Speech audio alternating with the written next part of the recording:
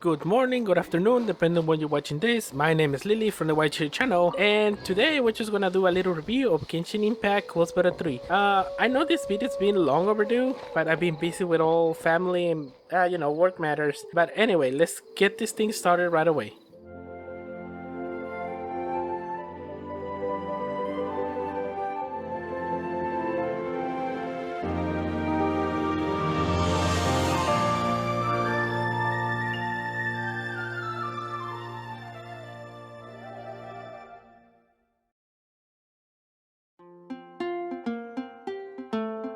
Okay, so like before, the Genshin Impact is about to be released somewhere before October, or so the website says.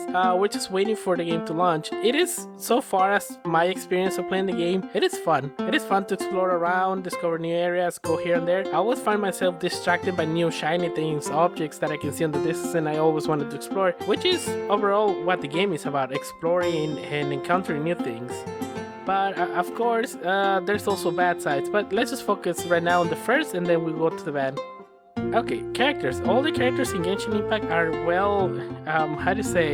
not well-rounded, but they're pretty impressive, pretty neat, pretty interesting characters, from Lisa, Kaeya, Amber, and the other ones that you get through gacha, which is something that I'm going to talk about a little bit later. But all of the characters are interesting. They have vibrant, they have color, they have their own personalities. They're interesting. I do really want to know more about the characters themselves. Sadly, I was unable to go further than what I have previously played before because, again, work reasons. But when it comes to gameplay, the gameplay is for me in my opinion, it was fun. I have a lot of fun going around exploring areas, like I said before. The combat was okay. The thing that I enjoyed about the combat was the elemental burst that I can do here and there, combining elements from electricity with fire, with water and electricity with electricity. For what I find is that the electricity can be combined with almost anything and will make you have more enjoyable in the game than anything else. Then the cooking system is okay. It's not really that perfect, but it is good for you to have the little places where you can cook food. At the beginning, you will not be able to need those because most of the mechanics and all the gameplay seems to be easier.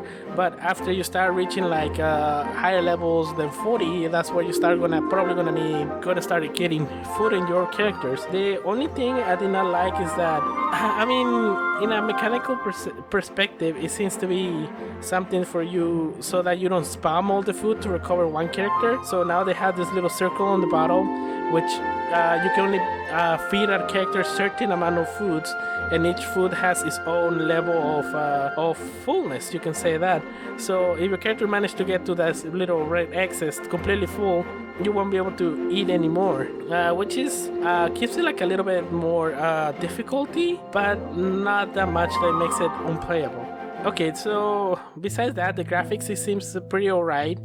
Cell shading, animation, and all the views are pretty, they're pretty to look at. I know I found some areas which are lacking in not lacking, but it lacks a lot of like environments, like a few things in here, animals and stuff like that.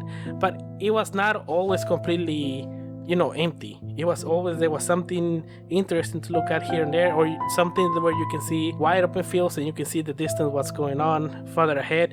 It was so fun. It was really, really fun in that perspective. All right, now let's move into the bad things.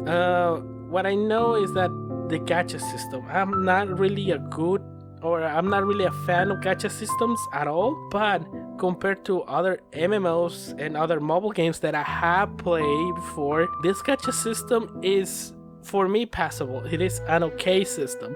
It's not like the other system that I have seen in other mobile games where you want to get this character to a certain level, you have to get an item from the gacha. You want to get this weapon upgrade, you need another item from the gacha.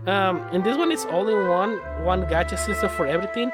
Of course, they do have these little special offers here and there where you can purchase the stars required to open gacha only focus on weapons, or to get the gacha that's not only focused on weapons, but it also has a certain percentage chance of getting the character that is shown in the picture. Again, I'm not like a huge fan of it, but it's passable at the moment. But you know, that's just me. All right, now let's move to the other thing that concerned me about, or the thing that I didn't find most enjoyable, was the multiplayer. In my videos right here that you can see right now, I don't have like any multiplayer at all because I didn't find any.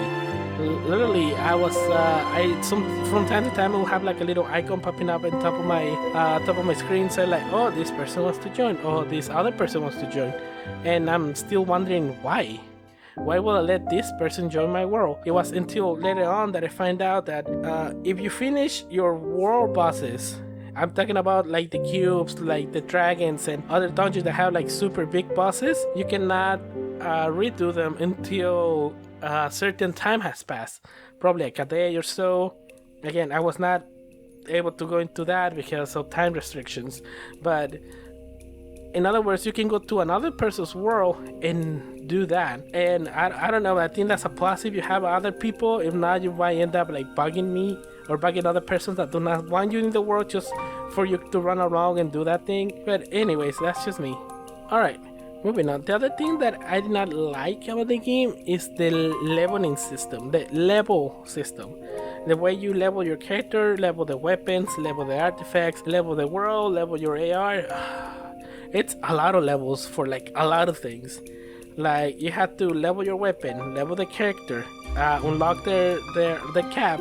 After unlocking the cap, you have to level the characters again, or the artifact. You have to level the artifacts to a certain point, and then your world has to be level 2 if you wanna, get better rewards and get more difficult monsters because you end up reaching like a cap or something. I mean, for a free game, it's not too bad, but I think that also makes you want to, get better weapons and everything. So I didn't see where do they go with it, but for me, it didn't bother me that much until, like I said, it didn't bother me much until I needed more damage. Until my character needed more damage, I had to see where does my point, where does the money that I made, where does the scrolls that I need to increase my character level need to go in order for me to get more damage. And for me, it became kind of annoying because I love all the characters. I literally like all of them, their skills and everything, except Kaya though. Kaya I do not like Kaya at all. I just, as far as I know, I'm not the only one. I think some other people actually like to send Kaya to go gather stuff because he doesn't seem quite good for anything. He's good for stuff. It's just not good for the gameplay at all, in my opinion. Again, this is my opinion. Don't get all riled up and go crazy like, oh, he's like Kaya, blah blah blah blah blah. But I don't like Kaya at all. That's why after I got another character, it just goes back to the mines for Kaya. But anyways, another thing what is it that I did not enjoy? Well, besides the leveling system, the multiplayer system, I know there's another aspect of the multiplayer which they added. They called the Elemental Crucible, which will allow you to pair up with other people to do this kind of like arena thing, collecting orbs or collecting these cubes of elemental cubes, put them in the crucible to get points. And the experience that I had with that, sadly didn't take no footage of that, is that it was not fun, not intuitive either. You just randomly go to this arena place, speak to the crucible, and wait for people to join your world. It was later that I find out that a lot of people already have their world level, which is another problem with the level system, is that after you reach a certain AR level, you can do a quest which increase the world level, which will cause all enemies around the world to increase in level, which allows you to get more experience and more rewards, yada yada yada. But I was stuck at level 1, so by the time I was able to do some crucible runs, I was already, lowest of the low. Not a lot of people were playing that level anymore, and if they did, the party that I was with, it was pretty much killing everything. I was like so under damage, like so underrated, like so I didn't do almost enough damage to kill monsters fast enough. And for me, the price was mediocre. At least it wasn't even worth spending the resin needed to get that. I'm better off doing this other things called the ribs, where I can get a few amount of experience, but not enough. But anyways, I I digress. It's just the Crucible needed to, like a lobby or something, to make it more interesting for people that just barely start in the Crucible, instead of being like put up with my experience, put in the middle of the fight, or like the fight is almost over and you only get like really bad rewards from the quest itself.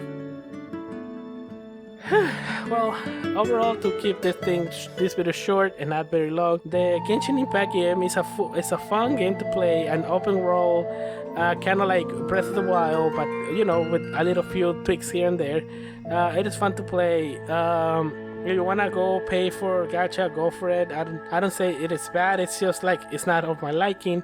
Overall, I will rate this game like around a 7 out of 10. It does have a few things here and there that I do not like, but for like a free MMO to be on almost all the platforms, I'm not 100% sure if it's gonna be for all of them, but if they are, if it's cross-platform and it's free to play, it's worth playing it. It's worth playing it for sure. You'll be able to play for hours, probably days, until you get fed up with all the gacha shenanigans. But again, that's just me. That's just my take on that. I'm just not happy with gacha stuff. Anyways, before I log off or go away, I just need to say thank you to AriMIr. I'm sorry if I'm butchering your name, but it's AriMIr Star, who told me in my previous video of my Genshin Impact theories and mysteries about that the Hilichurls uses slimes, and the name of the medallions that I come out, they're called visions, which is kind of interesting how the Hilichurls are able to carry those slimes around and how they're able to use their powers completely. The one that impressed me the most is this guy right here, which literally grabs a poor little slime from the ground and turns it into a shield. How the F do they do that? That is amazing, and I feel sad for the poor slime. But anyways, for now, this will be the end of the Genshin Impact videos for now. I don't think I'm gonna do like another videos of the Genshin Impact once it's open or released, because I don't see much change yet. But anyways, I will not let this go any further.